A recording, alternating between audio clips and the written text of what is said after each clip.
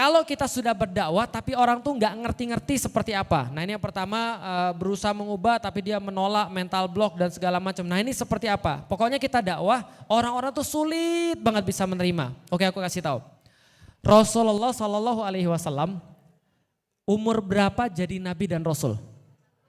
40 tahun. Sebelum jadi nabi dan rasul, apa yang dilakukan oleh Rasulullah sehingga dia bisa dipercaya jadi nabi dan rasul? Ada yang tahu? Oke. Nama lain Rasulullah Muhammad yang paling terkenal apa? Al-Amin. Tahu arti Al-Amin? Yang terpercaya. Kuncinya adalah trust. Kuncinya adalah apa?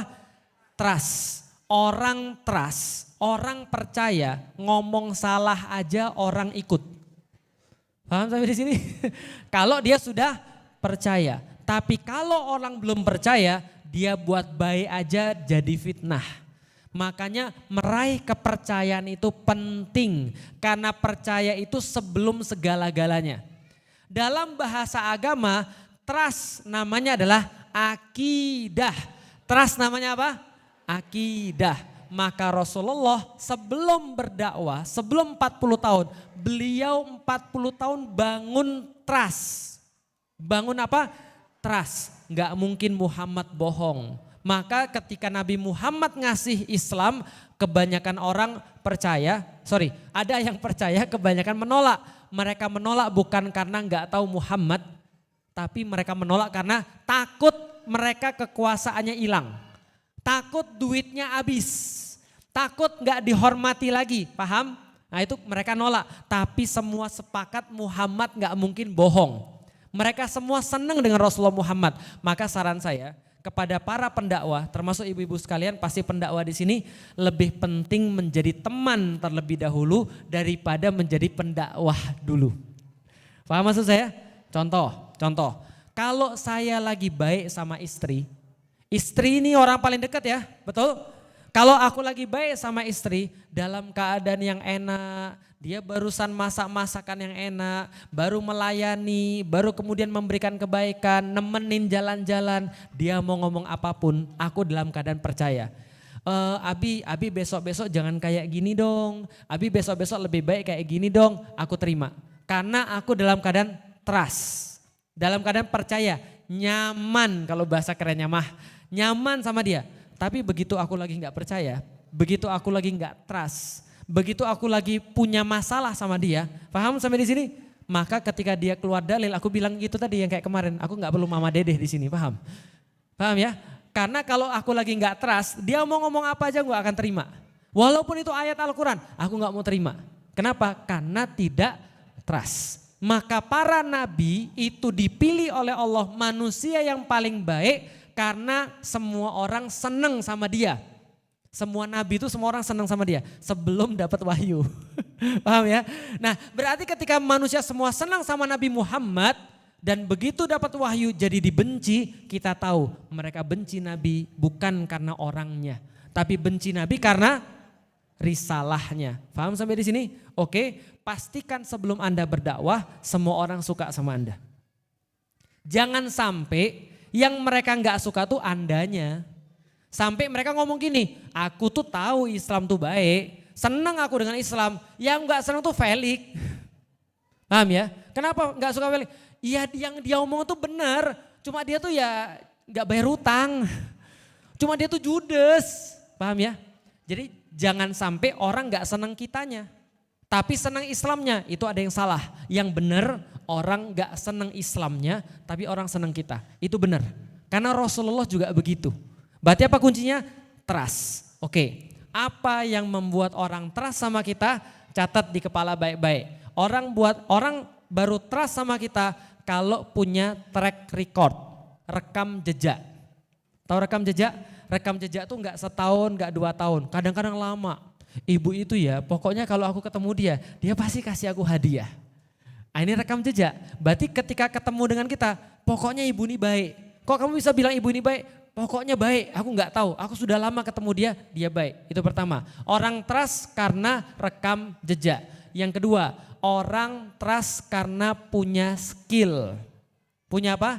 Skill. Contoh Contoh, Ustadz Adi Hidayat ngasih materi tentang bagaimana cara menghafal Al-Quran. Dengan Felix Xiao ngasih materi tentang bagaimana menghafal Al-Quran. Anda lebih percaya mana? Oh iya, bagus. Itu namanya skill. Paham ya? Aku skillnya bukan di situ. Karena itulah ketika beliau ngomong pasti lebih terpercaya daripada aku yang ngomong. Paham sampai di sini? Yang kedua adalah apa? Skill. Yang ketiga adalah, ya ini agak-agak sedikit objektif. Tapi orang Indonesia masih suka tampilan. Fisik. Ya aku bilang memang non fisik lebih penting. Tapi kadang-kadang orang Indonesia masih apa? Fisik. Maka fisik yang bagus itu juga dipercaya sama orang. Oke, berarti yang pertama fisik. Yang kedua apa tadi? Skill. Yang ketiga apa tadi? Tampilan. Sorry, yang ketiga bukan. Yang ketiga apa tadi? Hah? Oke, yang ketiga adalah, kok aku jadi lupa ya, rekam jejak, track record, jelas ya. Maka kalau kita sudah menguasai tiga ini, kita pasti dipercaya sama orang. Gampangnya gimana? Gampangnya jadilah orang baik. Kalau kita jadi orang baik, maka kita akan dipercaya sama orang. Kalau kita nggak baik, dia nggak percaya sama kita. Tapi hanya saja sebaik Rasul saja masih ditolak kok. Jadi kalau Anda sudah berusaha baik banget, sudah skillnya bagus, sudah cara penyampainya bagus, sudah rekam jejaknya bagus, sudah ngajak dia makan dulu sebelum nasihatin dia dan segala macamnya, masih ditolak juga, nggak apa-apa, namanya pahala. Gimana cara memperkuat kita? Ada satu kisah tentang Ashabus Sabt di dalam Al-Quran.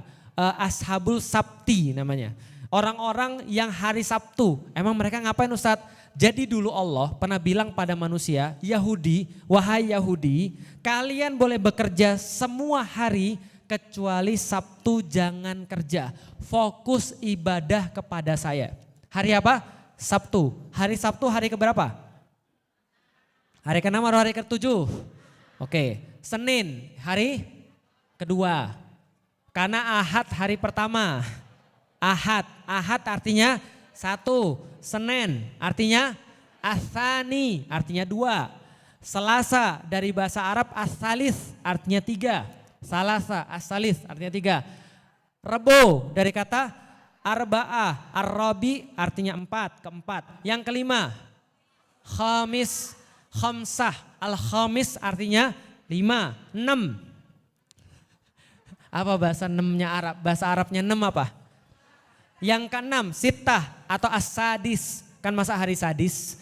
Karena Jumat itu langsung Allah yang ngasih harinya, jadi hari keenam namanya hari Jumat. Hari ketujuh, As-Sabi atau Sabtu. Orang-orang ini hari ketujuh suruh istirahat, suruh ibadah total kepada Allah. Mereka nggak mau.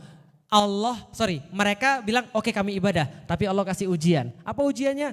Ashabus Sabti ini, orang-orang hari Sabtu ini kebanyakan nelayan.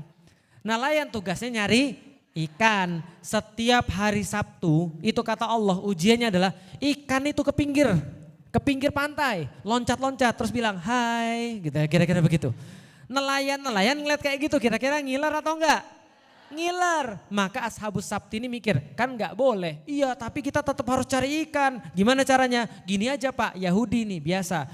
Mereka tebar jaring hari Jumat, ikan-ikan datang hari Sabtu, dan cuma di hari Sabtu aja ketika mereka disuruh ibadah, ikan-ikan ini ujian ini. Nah, mereka jaring ikan itu di hari Jumat, pasang netnya, masuk ikan-ikannya di hari Sabtu, mereka ambil di hari Ahad.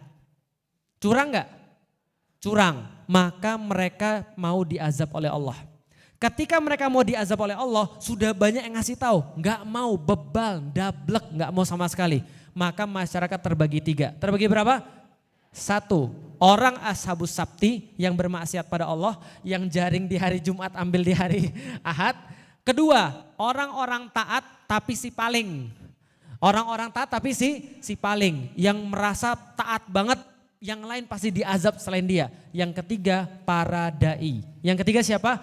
Para dai. Orang yang kedua, si paling bilang begini, mereka nggak mungkin selamat, bahan bakar neraka tuh mereka semua tuh. Udah ceto, masuk neraka, jelas nggak ada keselamatan lagi bagi mereka. Ayatnya sudah jelas, mereka diazab oleh Allah. Itu yang si paling. Tapi orang yang berdakwah terus menerus, tanpa ragu, tanpa bimbang, tanpa bosan. Mbok ya bertobat, ayo yang ini lebih bagus. Berapa banyak sih ikan yang bisa kalian dapat di hari Jumat dan Ahad? Bukankah Allah sudah mencukupi semuanya? Kenapa harus lebih banyak lagi? Ini cuma ujian my friend, kawan, ini cuma ujian. Udahlah tinggalin semua ini. Dakwah terus sampai para si paling sama pendakwah diskusi. Si paling bilang begini, ngapain lu dakwah sama mereka?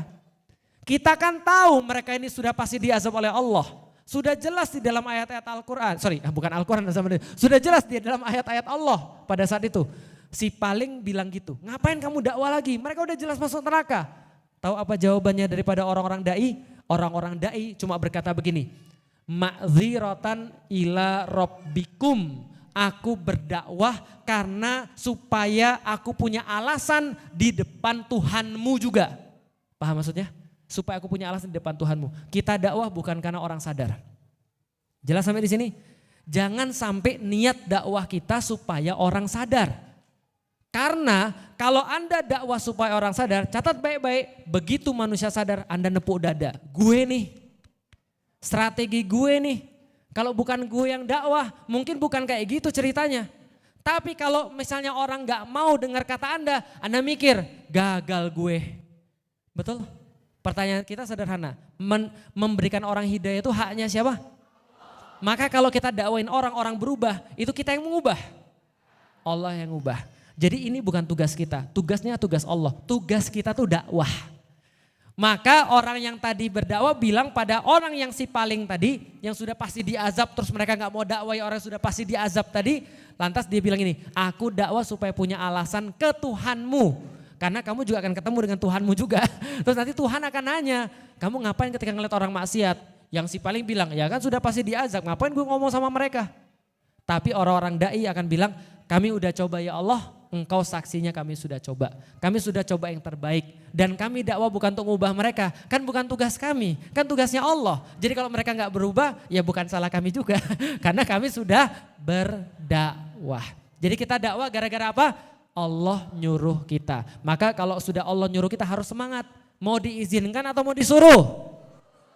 Kalau Allah sudah suruh kita, Allah akan siapin akomodasi. Allah siapin gajinya, Allah siapin tiketnya, Allah siapin makannya, Allah siapin tiket baliknya, Allah siapin oleh-olehnya. Karena kita bukan izin dakwah, tapi kita disuruh dakwah. Itu adalah jawaban bagi ibu-ibu. Lah kalau misalnya tetap nggak diterima gimana? Contoh di dalam keluarga sendiri sangat sulit sekali. Sabar, sabar. Karena sekarang aku mau nanya. Lebih sedih mana? Ibu-ibu atau kisah hidup saya? Lebih sedih mana kira-kira? Ya akulah. Lah kenapa? Kalau kita mau ngomong tentang masalah logika ya. Separah-parah orang tua, ibu-ibu dan bapak-bapak sekalian meninggal. Itu meninggalnya masih dalam keadaan Islam insya Allah. Andaikan pun mereka lolos sholatnya. Andaikan mereka gak pernah pergi puasa. Andaikan mereka gak pernah pergi haji, mereka gak pernah mau puasa. Pas mereka meninggal, ibu-ibu tetap bisa doain mereka, betul gak? Lah kalau aku, gimana ceritanya? Mereka kemudian udah meninggal, aku gak bisa doain loh. Kalaupun aku doain Allah gak akan terima. Artinya adalah apa? Bersyukur kita masih punya orang tua muslim. Rasulullah juga sama. Andaikan keberhasilan dakwah Rasulullah itu ditentukan oleh orang tuanya yang masuk kepada Islam, maka Rasul gagal. Karena orang yang paling dekat sama beliau Abu Thalib tidak masuk Islam. Artinya kita jangan ngukur bahwa itu kegagalan dan keberhasilan kita. Karena ingat tidak pernah Allah membebankan kita untuk bisa nunjuki orang. Untuk bisa ngasih hidayah ke orang. Untuk bisa buat orang baik. Sehingga kita tidak perlu merasa gagal kalau orang gak mau dengar kita. Dan kalau berhasil pun jangan menepuk dada. Hanya memuji kepada Allah. Cuma tentu kita akan berusaha sebaik-baiknya. Gimana cara yang paling baik? Aku punya grup misalnya, grup keluarga kebanyakan bukan muslim. Lalu bagaimana aku bisa tampilkan? Cuma kata-kata yang baik. Kalau seandainya ada sesuatu yang lahir di antara mereka, aku ucapin selamat. Ada yang nikah, aku berusaha untuk hadir. Sehingga mereka lihat, oh muslim tuh gak semengerikan yang kita duga ya. Felix dibilangin ekstremis, ternyata aku tahu kok dia keluargaku. Ternyata dia gak se-ekstrim yang di TV-TV kok. Maka aku berusaha untuk ngasih mereka. Suatu waktu ada yang nanya, Lik Islam tuh gimana sih? Aku coba kasih yang terbaik. Jadilah temen dulu sebelum pendakwah. Karena kalau kita sudah jadi teman, dia percaya sama kita, insya Allah kita bisa masukin yang lebih banyak dan lebih baik. Bisa difahami teman sekalian? Jadi artinya bersabar. Doain mereka kepada Allah. Lalu kemudian sebut nama mereka kepada Allah. Ada ulama yang mengatakan sudah termasuk kemaksiatan. Ketika ba'da sholat, seorang anak tidak menyebut nama orang tuanya dalam sholatnya. Termasuk mendoakan agar orang tuanya dapat hidayah. Jadi artinya itu penting sekali di dalam tradisi para ulama untuk mendoakan orang tua. Baik orang tua yang soleh apalagi yang belum soleh.